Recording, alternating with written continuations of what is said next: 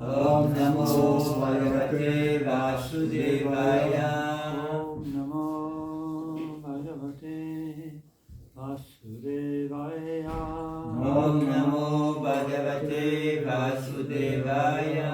Om Namo Bhagavate Vasudevaya. Om Namo Bhagavate Vasudevaya. Reading from Srimad Bhagavatam, Canto 8, Chapter 14, The System of Universal Management. Text 1. I'll show it from my glasses now. You need your glasses? He's gone to get them. Okay. So 8:14.1. Yeah. We start a new chapter in English last time. Yes.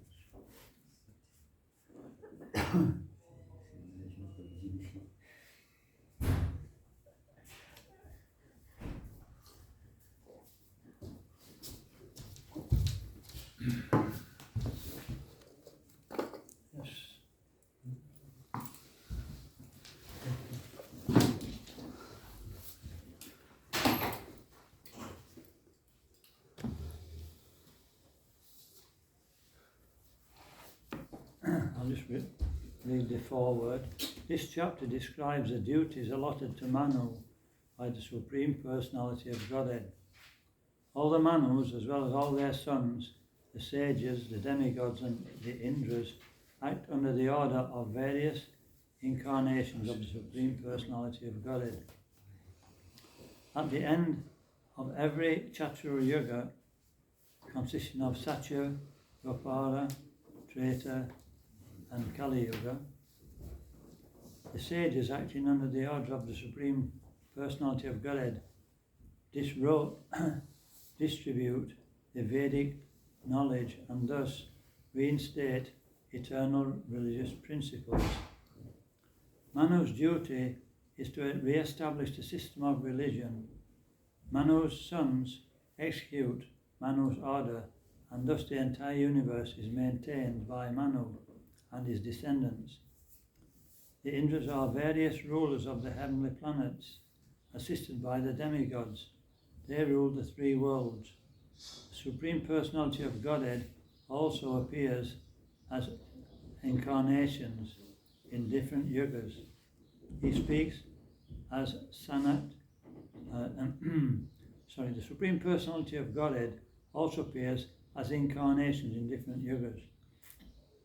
He appears as Sanak, Sanatan, Yajnavalkya, Dattatreya and others, and thus he gives instruction in spiritual knowledge, prescribed duties, principles of mystic yoga and so on.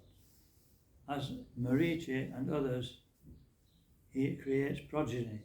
As a king, he punishes the miscreants, and in the form of time, he annihilates the creation. One may argue if the all-powerful personality of God can do anything simply by his will, why has he arranged for as many personalities to manage? How and why he does this cannot be understood by those who are under the clutches of Maya. Next one. Sri Raja Uvacha Manvantareshu Bhagavan Yatamanu Dayast tu ime Yasmin karmani yena Yuktas tad vidasvame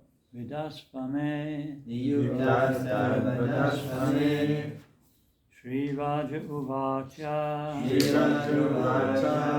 Manvantareshu Bhagavan Yataman vadayastu me Yasmin karmani yena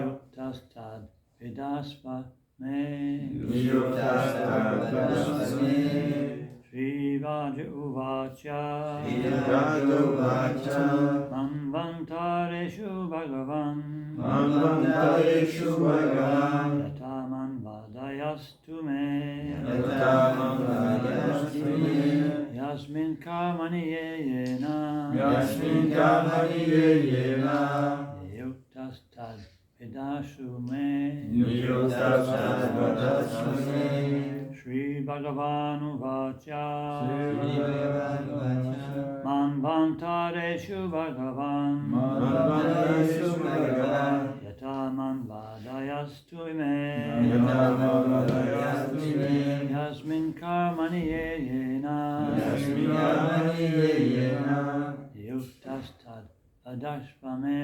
Niyuktastarvadasvame Shri Rajovacha Shri Rajovacha Manvantareshu Bhagavan Manvantareshu Bhagavan Yataman Vadayasvame Trime Yatamam Vadayastume Yasmin Karmani Yena Yasmin Kamani Yena Niyuktastat Vadasvame Niyuktastarvadasvame Shri Rajovacha Shri Rajovacha Vantaresu Bhagavan Manvantareshu Bhagavan Yatamam Vadayasvime Yatamam Vadayastume Yasmin Kamani Yena Yasmin Kamani Yena Yuktastarvadasvame Niyuktastarvadasvame Shri Rajovacha Shri Rajovacha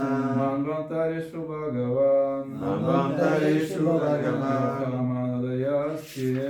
Yatamam Yatamam Vadayastume Yasmin Karmani Yena Yasmin Kamani Yena Yuktastat Vadasvime Niyuktastarvadasvame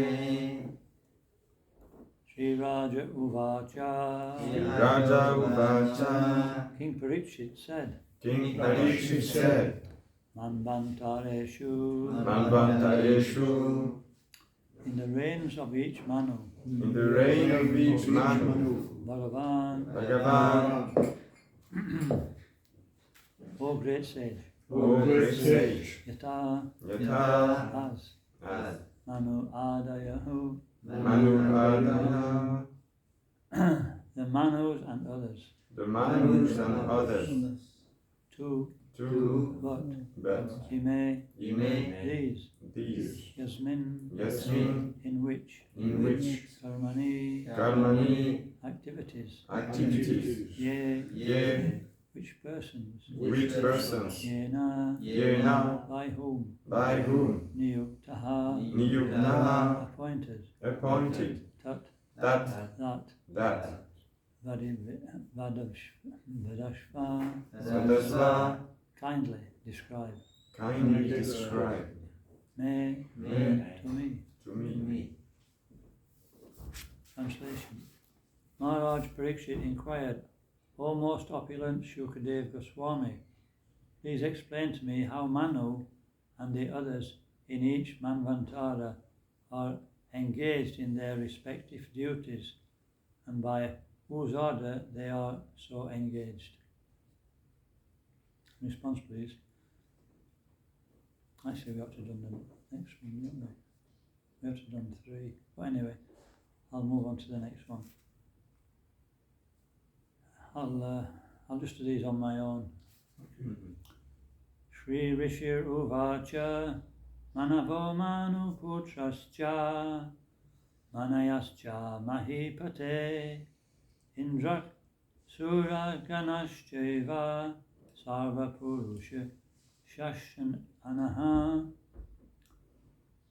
Shukadev Goswami said, the Manus, the sons of Manu, and the great sages, the Indras, and all the demigods, O King, are appointed by the Supreme Personality of Godhead in his various incarnations, such as Yagya, Yagnadayoya Katitaha, Purushas Tanavo Nipa, Manvadayo Jagat Jatram Nyayantya Bibi Rachoditaha. O King, I have already described to you various incarnations of the Lord, each as Yagya, the Manus. I'll read that again. O King, I have already described to you various incarnations of the Lord, such as Yagya.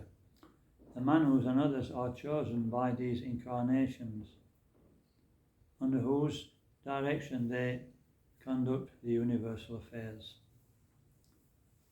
In response, please, O King, O O King, I have already described to you I have already described to you various incarnations of the Lord, various incarnations of the Lord, such as Yagya. such as Yajna. The Manus and others The Manus and others are chosen by these incarnations, are chosen by these incarnations, under whose direction under whose direction they conduct the universal affairs. they conduct the universal affairs. Report by His Divine Grace sb.8.14.1-3. The Manus execute the order of the Supreme Personality of Godhead in His various incarnations. Om Gyanatimirandasya Gyanjana Shalakaya Chakshurun Militam Jena Tasmai Shri Guruve Namaha. Nama Om Vishnu Padaya Krishna Prasthaya Bhutale Srimati Bhaktivedanta Swaminiti Namine Namaste Saraswati Deve Gauravani Pacharine Nirvishesha Sunyavadi Pastatya Rishittarine.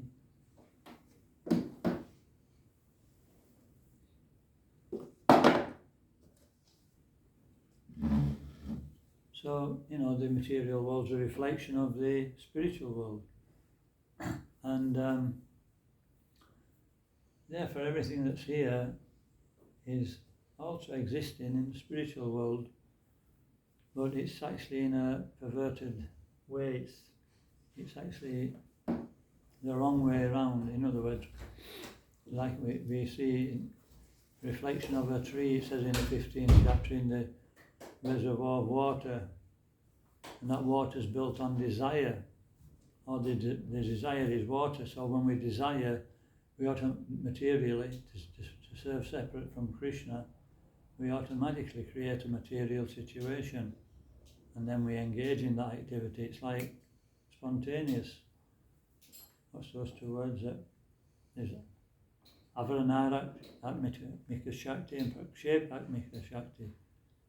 Avaranarak Atmika Shakti covers us by the influence of Maya, and Prakshep Atmika is pushing. It's the three modes of nature. They're pushing us to enjoy according to our desire. And we find that, we just cannot give up our nature. There's certain things that just push us and push us and push us. That's due to the association of the material nature. Purushu Prakriti Sto Hi Punkti Prakriti Gyanganam Karanaguna Sangasya Sadasat Janmayonishu. By travelling through this universe and by our association, we're creating our next situation. And the resultant actions are coming by both that activity and the acts of destiny, or the acts of the Supreme, or the sanction of the Supreme Personality of Godhead. And so, that takes quite a bit of managing. Everybody's desires are being fulfilled perfectly. So, the French government, Mr. Macron, is it?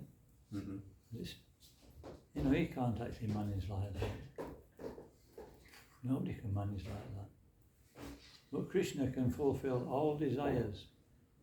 He's a self-sufficient philosopher, it's described in the Paribhu Swayambhu, in the Ishopanishads. He's been fulfilling everybody's desire since time immemorial.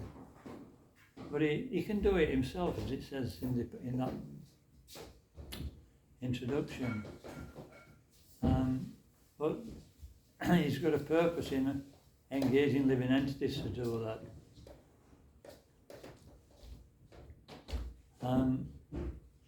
So what is that purpose? That purpose is to purify them. You know, anybody who's been in management, it's very purifying. Very purifying. Because, you know, you've got all people who have got that inclination to manage, and you've got to reciprocate with them. So it's like, it takes, what is it, a lot of cooperation and tolerance. So many qualities have to be generated to do that. And so you know, on a higher scale, you know, as we become more and more purified, as we become more and more, then, but those still residual desires may be there. And so, you know, we can become a demigod to carry on with that desire. We're in a more elevated situation, we're in a more satisfactory position. But still, the purification goes on because we read in Bhagavatam how sometimes Soma became a little bit, you know, above his station, and he stole the wife of Brihaspati. Can you imagine? You know, a devotee, and you know, he's placed into that position, and he actually ran off. Well, he didn't run off, he stole Brihaspati's wife. You know, Brihaspati is a priest of the demigods. I mean, if anybody did that in the material world and put it in the paper, you know, everybody would be going, you know, it shouldn't be done. So this is on a higher level. So then those things remain. And then, you know, anyway, the whole story behind that. And so it's full of, you know, that's why the heavenly planets, they're so opulent, and you know, they've got so much sense gratification. But if we analyse it, those people who've got that in this world, they're the most miserable, aren't they? After a while they realise, I've done it, I've tried it, and I'm not happy. I mean, George Harrison's a typical example. I don't know how old he was, but by the time he was in, you know, before 25-year-old, he was a multi-millionaire or billionaire, I don't know which. And, you know, he did everything. And he was actually what they call fried. Have you heard that word? That word's disappearing now. You know, don't you?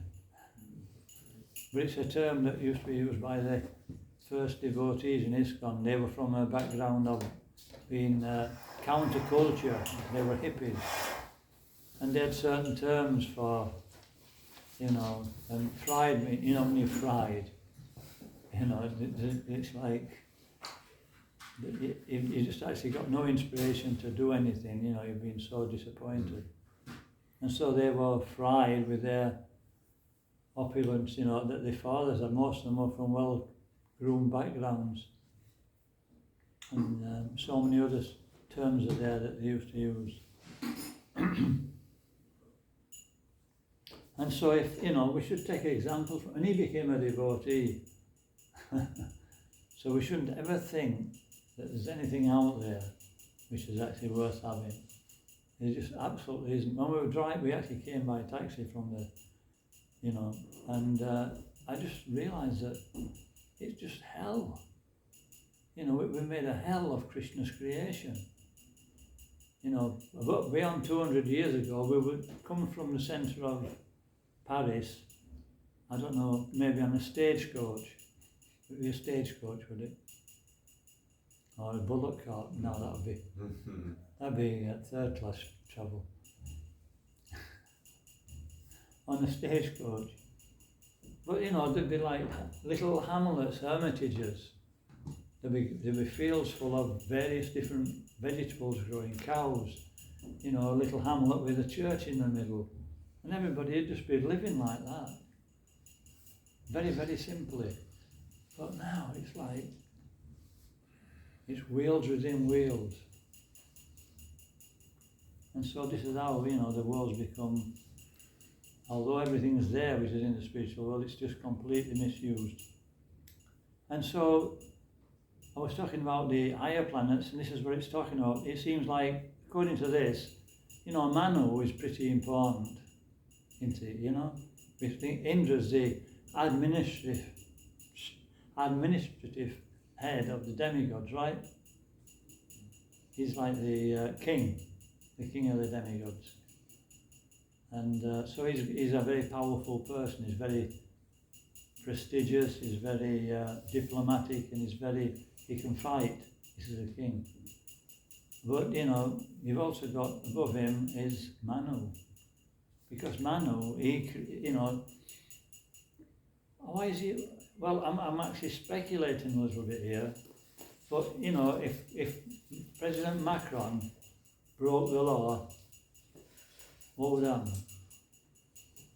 And the authorities found out, the lawyers and the police, they'd run him in. There was a song, weren't there? The Beaux Gendarmes, remember that? When I was young, there was a French song about the gendarmes. That's the police, isn't it? And the word, what they call the word. You sing a few songs, and there's a refrain. You keep singing this after every verse. Like we sing the Brahma Samhita, and at the end of the Brahma Samhita is Govinda Madipurusham Tamam. And the refrain to this is we run them in. So they'd run him in. He'd be in jail. And he'd be tried by a court, and the judge would be there. The law, the representative of the law for the land. And so Manu's in that position, he makes the laws. So, he's actually in a pretty powerful position. And from Swayambhuva Manu, there's 14 Manus in one day of Brahma. And from Swayambhuva Manu comes the Prajapatis, the demigods. The Prajapatis produce offspring of various different kinds, and part of them are the demigods. That's one particular species. Human beings, the Charanas, the Vidyadharas, like that. And so Manu is making the law for the whole universal creation. And if we follow that law, then the creation actually works congenially. Everybody finds that it's satisfactory. As I said, we came from Paris yesterday, and people were peaceful. In England, they used to call it the medieval times.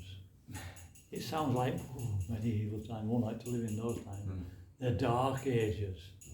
But it weren't like that. These are the dark ages. Yeah. Then, people, if there was a war, then they say, let him get on with it. The king would take his Kshatriyas and they'd fight a war. And it didn't matter who won, because then another king had come in, just like another president coming in, They just carry on with life peacefully. Now what do? Everybody, they get everybody else to fight for them. So people were peaceful. Let those who are actually, Kshatriya nature, let them squabble and fight, and let the others just practice their life peacefully. And so in other words, everybody's desires fulfilled, but it's actually a congenial situation. Everybody's but now it's just completely topsy-turvy. And that's why people are so actually disturbed. When life is regulated, when we know what we're doing, we know where we're going, then there's peace. It says that in Bhagavad Gita, doesn't it? 2:66, I think it is.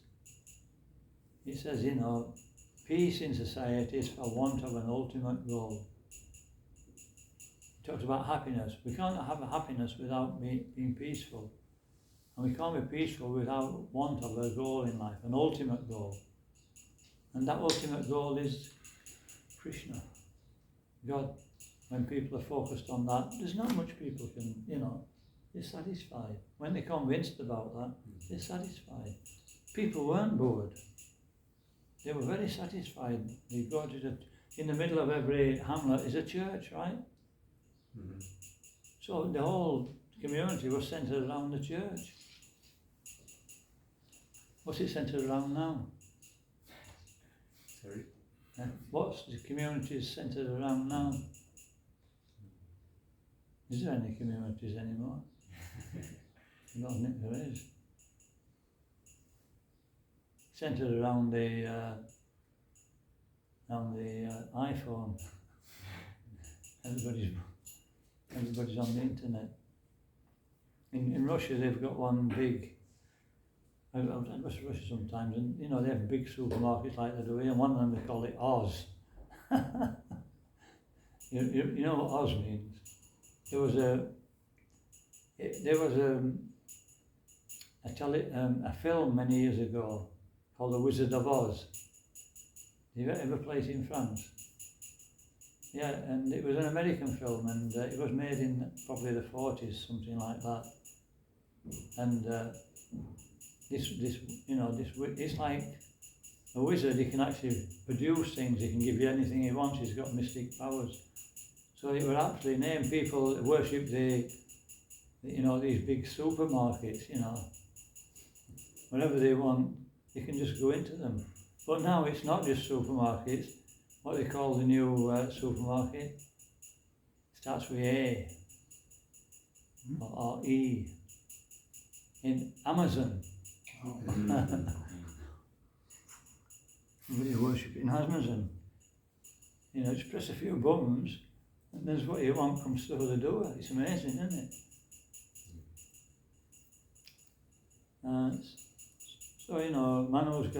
Manu has a lot to do in this age. Yamanoj, he's overworked.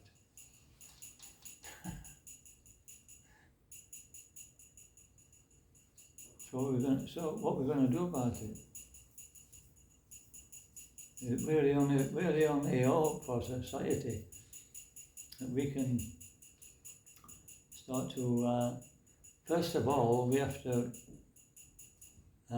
manage our own society, and then we can actually learn to manage a greater society, isn't it?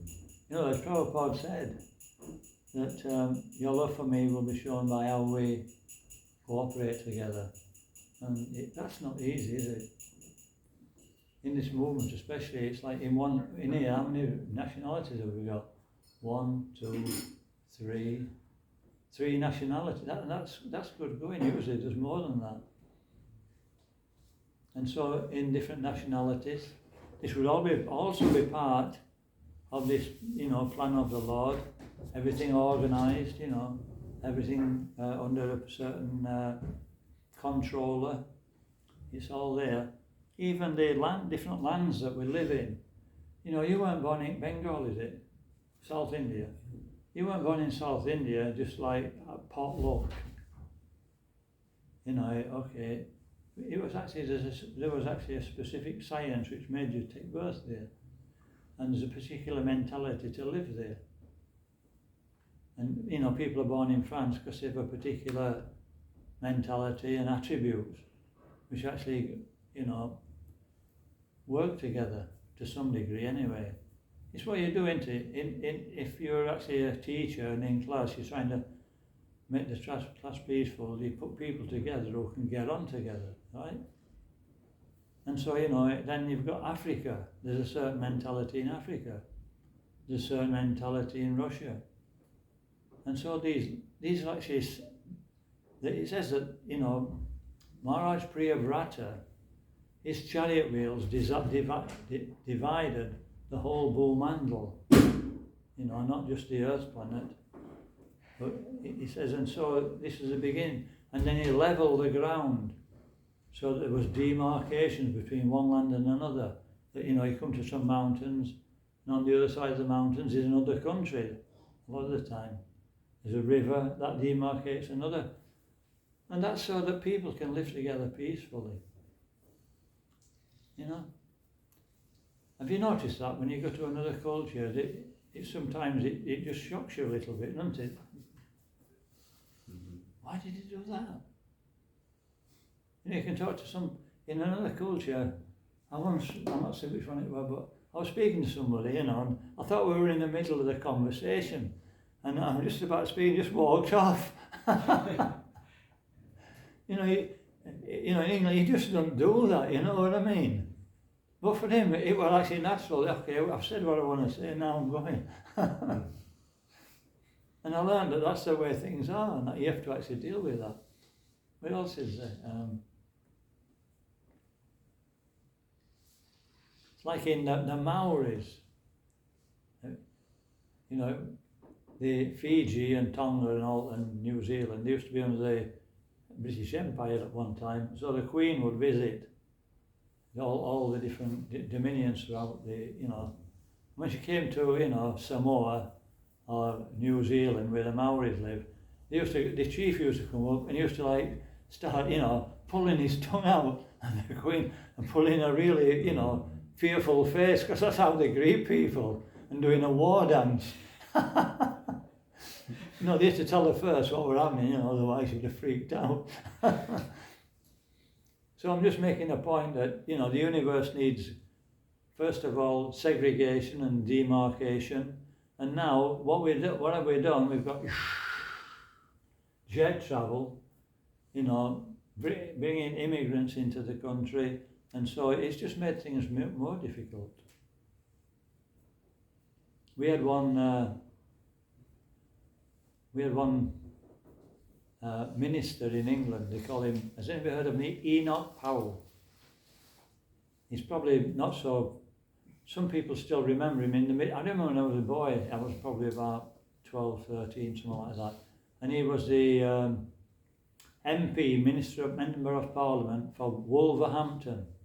This is a town in England. And, you know, a lot of immigrants from abroad were coming there. And there was a bigger percentage there in that part of the world than anywhere else. And he just spoke up. And he said, they'll take your jobs, they'll do this, they'll do that, they'll do the other. There'll be a river of blood at some point. And, you know, not long after he was hooked out of power. But he was actually spot on. Maybe we can save it from that situation, but the more, I don't know what it's like in France, but there's like a lot of tension in England between, you know what I mean? It's because of that reason. And so I'm babbling on a bit now. Let's see what else we can say.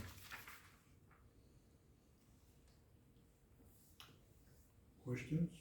Yeah. The avatar Yagya is mentioned. Yes. We see, but we don't hear much about him. Is he amongst the Dash avatar? No. Doesn't seem like. I don't know much about yoga either. You know, there's different incarnations, and they're sometimes difficult to demarcate.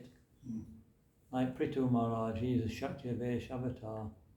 But if you read Bhagavatam, they're referring to him as the Supreme Personality of Godhead, because he's so empowered to do that particular service.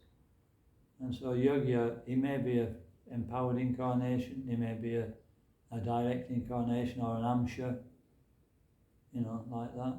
So I can't really answer that unless I check the internet, you know, checked on the web database. It's a good question. Well, actually, if we read Bhagavatam carefully, we find out there's so much we overlook and take for granted. But Prabhupada told us, you know, to read it very carefully. So you have to read very carefully.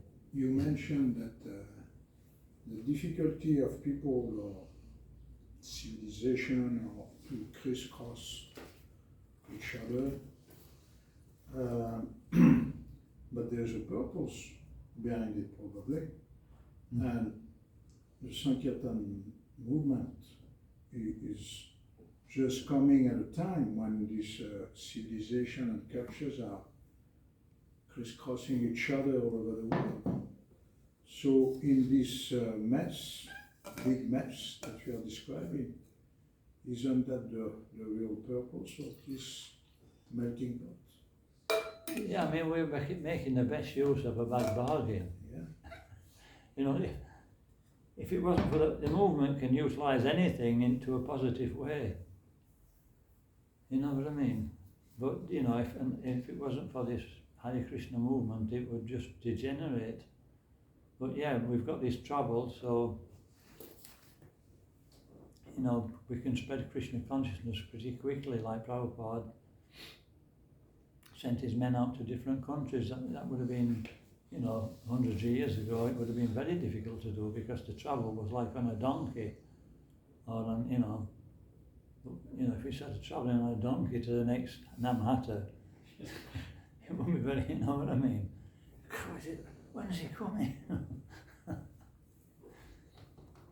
So, yeah, you're right. I mean, it's like Lord Chaitanya appeared just at the time that the Europeans started going to that part of the world. They started, you know, the Dutch, the French, the English, and the Spanish, you know, they started sailing to different corners of the world and stamping that they're, okay, this is French, okay, this is English, you know, British.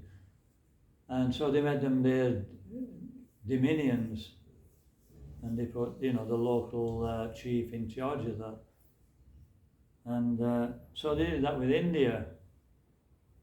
But then, you know, Bhaktivinoda Thakur, he was actually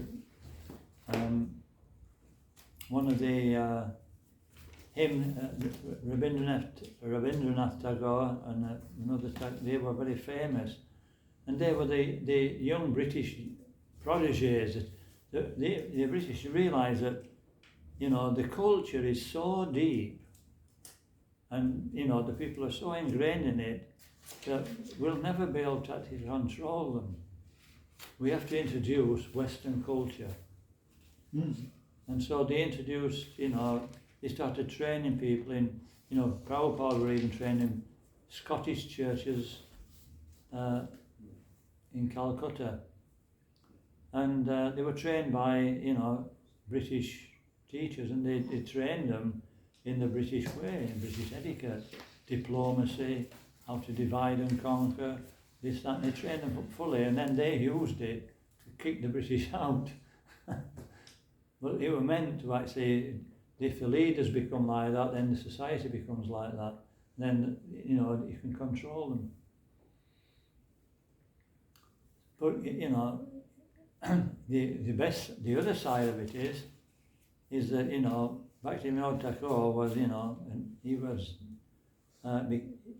already a Vaishnava according to form, but when he became fully engaged in Krishna consciousness, he started writing. I don't know whether anybody's read his works, but he writes in Old English, and it's very, very. It reminds me of when I used to go to Sunday school when I was young in the 50s. He writes in that way, so it's just he's writing Vaishnava philosophy for the Westerners. You know what I mean? And yeah.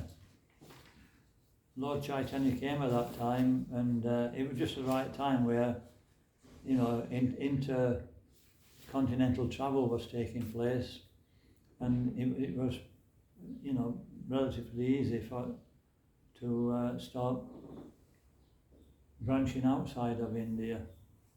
First of all, some of the culture came, you know, from the British started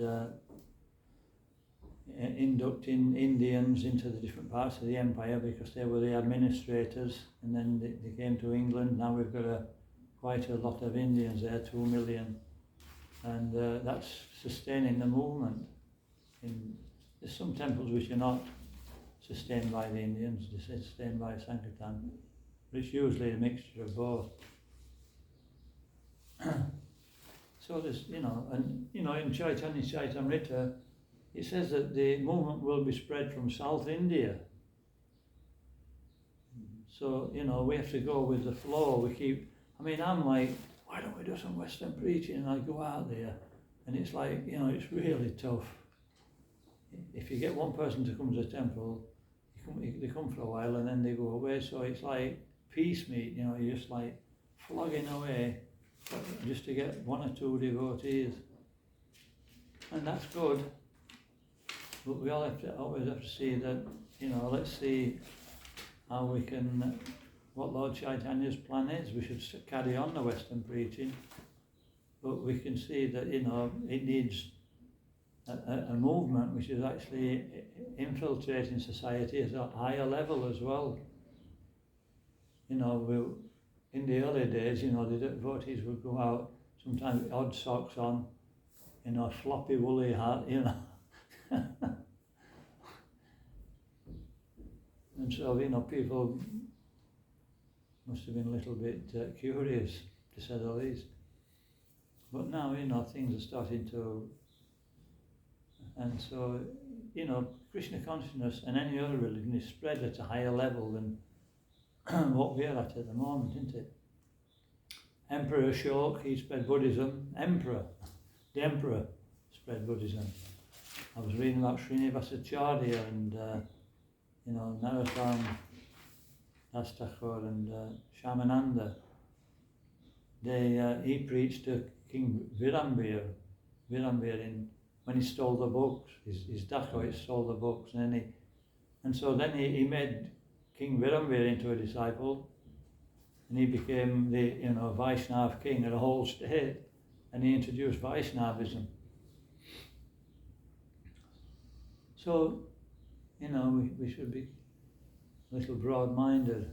I've got Indians coming here now. So let's see what, of course, we shouldn't make it so that, you know, it's so, like I was telling you before, it's so Indianized that nobody else can recognize, you know, where they fit in. You know, Westerners have to be able to fit in as well. No, in England, they have knives and forks to eat with. And, you know, if you went to a restaurant and they didn't have a knife and fork, everybody would be like bewildered what to do. But if you went to to an Indian restaurant in India and there were no knife and fork, it wouldn't be a problem, would it? You would just hold the sleeves up, get stuck in. You would, what's going on here?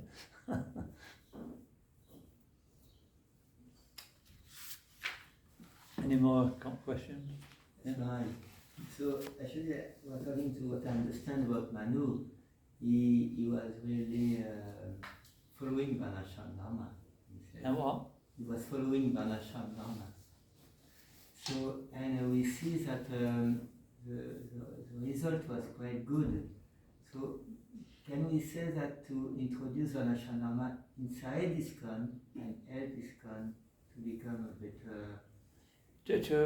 To use Varnashram Dharma, then you said... To introduce it, yeah. Inside ISKCON. Yeah. Can help ISKCON, the member of ISKCON, to find more their nature and act accordingly. Can we say like that? To help people act according to their nature. Yeah, it means if Varnashram Dharma is according to the nature of the people. Yeah. So in ISKCON sometimes we have a little mess. We have a? Little mess. Mess. Yes. Yeah. Because it means if a person who is in charge has the quality of Manu and all these people, it means it's a different result. Yeah, I mean, I think that will eventually start to become more and more, you know, perhaps with a Brahminical movement. It's meant for Brahmins to educate society. So now we have, somebody can be on this altar, you know, or cooking the prasadam for the deities, and then, you know, doing arti or dressing the deity. Then in the afternoon, you know, he's under a truck, you know, covered in oil, something like that. And so I'm just giving an example that we have, you know, we're actually, mixed. We're all mixed up, you know. There's so many intermarriages gone off, they've not kept the caste, that we have so many propensities, but this movement's so powerful that if we follow it, we can start to very easily become situated on the Brahminical platform. And those who follow it strictly, they can do that. But there's still, within the movement, there's different degrees of people coming from different backgrounds. There's some who are more Brahminical. You know what I mean? But even in, you read in Chaitanya Chaitamrita that there were different Brahmins and they had different propensities. Some of them were illiterate. So it's like that it's not like we tend to, or I do anyway, segregate and in a material way. But, if we think about what a Brahmin is, I think it was one Brahmin used to live in a hole outside the city gates. But the king used to actually take guidance from him. You know what I mean? And so I think you're right that when devotees come to the movement, we have to see what they can do. And then they can still be trained to their ability to accept the philosophy and study. Well, not everybody will be able to study at the same level. Not everybody will be able to preach to the same level. Not everybody will have the material adequate to preach to people who are high up. And so they have to be engaged also according to their particular varnic tendencies. That will be there. We've got one brahmachari at the manor. He's been brahmachari for over 40 years. And he did Sankirtan, but then he opened up a shop, for the manor. And he's still running the shop even now. And then he was also in charge of the cooking. He was selling prasadam. He's a Vaishya, but he's also a Brahmin. So he's engaged. And it doesn't really matter. The thing is to become Krishna conscious. The different, Kshatriya, Brahman, Kshatriya, Vaishya, Shudra, those designations are there so that we can look. Even if we come a little bit in between them, it's not a disqualification, is it? The supporting thing is Vaishnava philosophy, serving Krishna through that particular propensity, and that overrides any mistake we make in not following our particular varna or ashram. But this varnashram system I can see that from my angle of vision, is that if it's introduced into society, once the leaders start becoming Krishna conscious, it'll help to regulate the whole of society and keep them in check from going down the same road that we're going now. And it'll be strong. The king will be very, very strong. But he said King Birambir, he implemented that everybody in his kingdom had to chant the holy name for some time. And he said, but it wasn't like he chopped anybody's head off who didn't. It just became so, he just more or less suggested that they go to another kingdom. And after some time they wanted to, because they didn't want to actually follow that way of life. So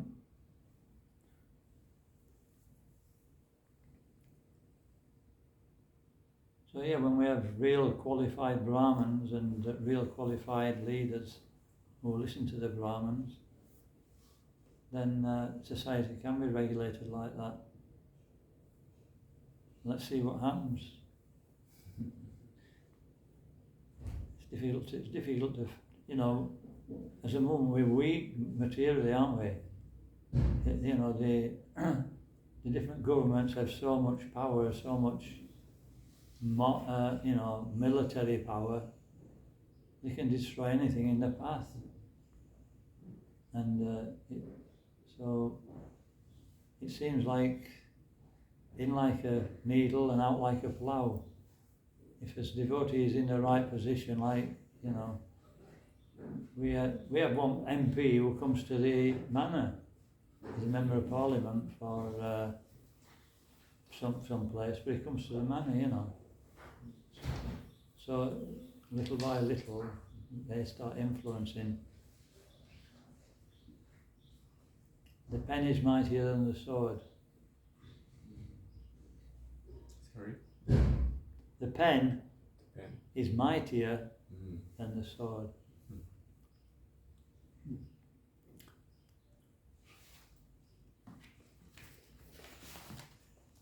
Anyway, you know, I just like to, you know, chant, you know, do a bit of reading, do a bit of preaching, go on Harinam book distribution.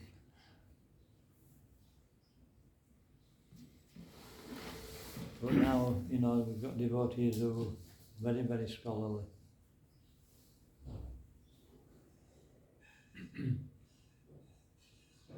Okay, come to our Srimad. I looked about Yagya. He is a Manvanta avatar on Vayamba. Manvanta. There's a verse Yeah, in yeah, Chaitanya actually, it is a name of Manu, isn't it? Yagya. In Chaitanya Chaitanya, there's a verse in Svayambhuva Manvantara. The avatar is named Yagya. Hmm. So there's also on this. Okay. I wonder why it But mentioned it. he's still an unknown avatar. We don't know much about him. He's not mentioned in Well, let's have a look what it the says here. list.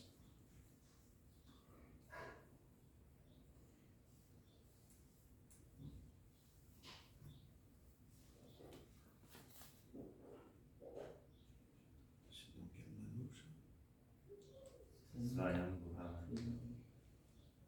Non. Svayambhuva. There's not. It doesn't mention Yagya, it mentions Yagyavalka.